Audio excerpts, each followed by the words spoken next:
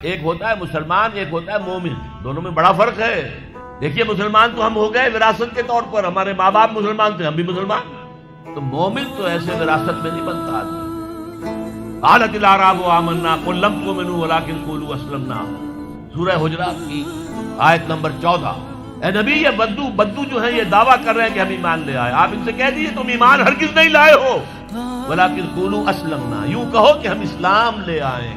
वलम्मा यदखुलुल ईमानु फी कुलूबिकुम, अभी तक ईमान तुम्हारे दिलों में दाखिल नहीं हुआ। इन्नमल मोमिनून अल्लज़ीना आमनू बिल्लाहि व रसूलिही सुम्मा लम यरताबू, मोमिन तो सिर्फ वो हैं जो ईमान लाए अल्लाह पर, उसके रसूल पर, फिर शक में हरगिज नहीं पड़े, यकीन वाला ईमान हो गया।